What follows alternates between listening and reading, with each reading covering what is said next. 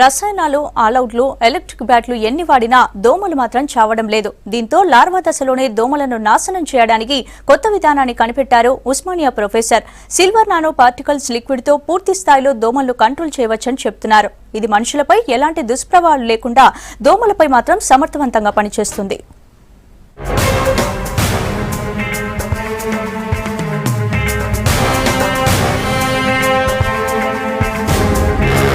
ఇంట్లో ఈగల మోత, బయట పల్లకి మోత.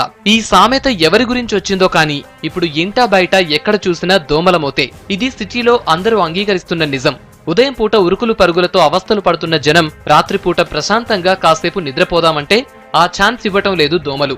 గతంలో సిటీలోని కొన్ని ప్రాంతాలకే పరిమితమైన దోమలు ఇప్పుడు అన్ని ఏరియాల్లోనూ తమ ప్రతాపం చూపిస్తున్నాయి. శివారు ప్రాంతాల్లో అయితే సాయంత్రం పూట అయితే కనీసం 2 నిమిషాలు బయట నిలబడలేని పరిస్థితి.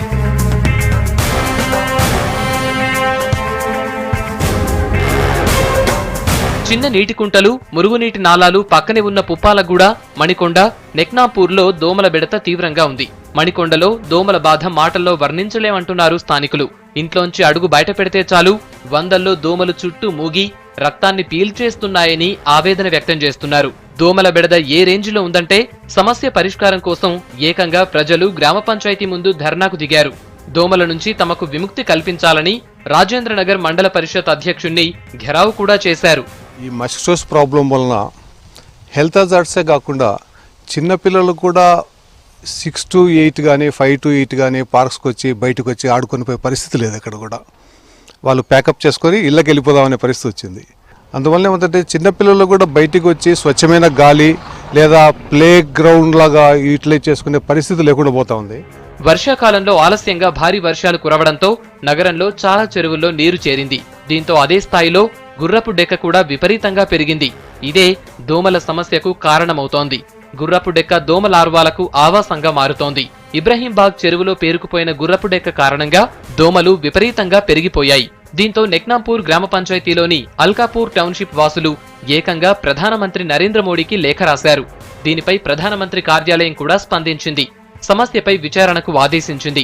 దోమల బెడదకు గల కారణాలు తెలుసుకుని వాటిని తగ్గించేందుకు చర్యలు తీసుకోవాలని రాష్ట్ర ప్రభుత్వానికి ఆదేశాలు జారీ చేసింది. పీఎంఓ నుంచి ఆదేశాలు వచ్చినా తమ ఏరియాలో దోమల నివారణకు ఎలాంటి చర్యలు తీసుకోలేదంటున్నారు స్థానికులు. అల్కాపూర్ టౌన్షిప్లో చాలా ప్రాబ్లంలు ఉన్నాయి. Mosquito problem.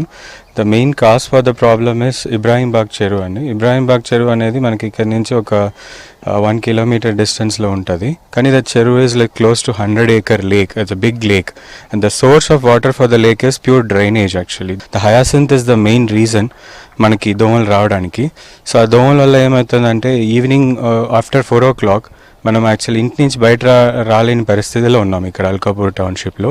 ఇది చాలాసారి మనం ఇది ఎస్కలేట్ చేసాము and we went up to PMO office and we have given a complaint as well, and there is a team of National Vector-Borne Disease Control Program which is central government team. They came visited last year and they evaluated the problem and they submitted a report to district administration as well.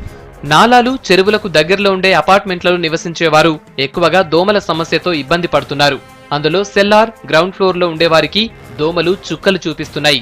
దోమల బాధ నుంచి తప్పించుకునేందుకు జనం చెయ్యని ప్రయత్నం లేదు. Mosquito repellents వాడినా ప్రయోజనం లేదంటున్నారు. అన్ని వదిలేసి పాతకాలంలో లాగా దోమ తెరల్ని మళ్లీ వాడాల్సి వస్తోందంటున్నారు. దోమల కారణంగా పిల్లలు తరచూ అనారోగ్యం బారిన పడుతున్నారని ఆవేదన వ్యక్తం చేస్తున్నారు.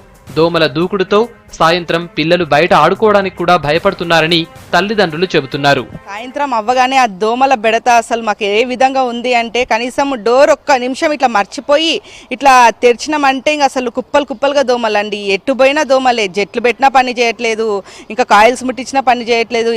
ఈ విధంగా దోమలు ఎందుకు విజృంభించాయో తెలియదు కానీ ఈ ఇయర్లో అయితే చాలా సఫర్ అవుతున్నాము. దీనివల్ల పిల్లలకి వైరల్ ఫీవర్లు, అసలు ఆ దోమలతో పిల్లలు కూడా సిక్ అయిపోతున్నారు.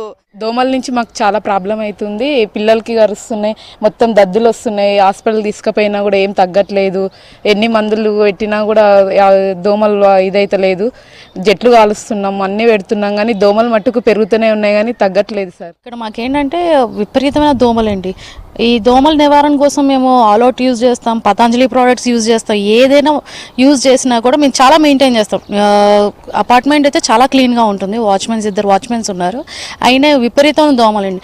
ఈవినింగ్ 5 దాటితే కనుక ఏంటో దోమల మీద దండయాత్ర చేసినట్టు మేము తలుపులు వేసుకోవాలి, విండోస్ అన్నీ క్లోజ్ అవ్వండి. అంటే అదొక మళ్ళీ పొల్యూషన్ ప్రాబ్లము. దానికోసం అన్నీ క్లోజ్ చేసుకొని పెట్టుకున్నా కూడా దోమలు వస్తూనే ఉన్నాయి. దోమల నిర్మూలన కోసం ఏదైనా ఈ గ్రామ పంచాయతీ గవర్నమెంట్ వాళ్ళు ఏదైనా యాక్షన్ తీసుకుంటే బాగుంటుందని మేము కోరుకుంటున్నాము. దోమల దాడి నుంచి తప్పించుకునేందుకు మస్కిటో కాయిల్స్, రిపెల్లెంట్స్ వాడితే అనారోగ్య సమస్యలు వస్తున్నాయని జనం చెబుతున్నారు. వాటిల్లో ఉండే రసాయనాలు తీవ్ర ప్రభావం చూపుతున్నాయంటున్నారు. నేను మా ఇంటి దగ్గర బాగా దోమలు ఉన్నాయని నేను ఈ మస్కిటో కాయిల్స్ అవి పెట్టేవాడిని. విపరీతంగా మస్కిటో కాయిల్ పీల్చడం వల్ల though I'm teetotaller, no other habits, no drinking, no eating of non veg food etcetera.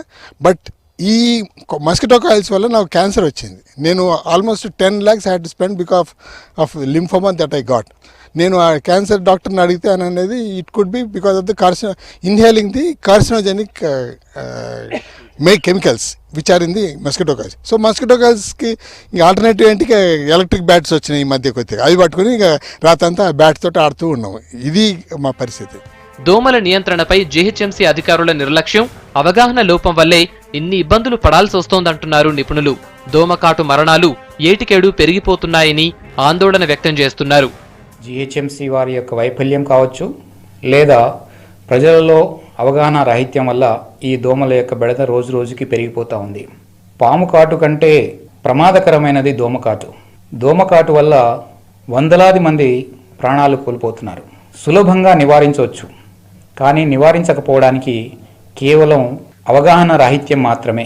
Fogging వల్ల దోమలు నిర్మూలించబడడం కాకపోగా పర్యావరణ సమస్యలు అనేకమైనటువంటి ఉత్పన్నమవుతాయి.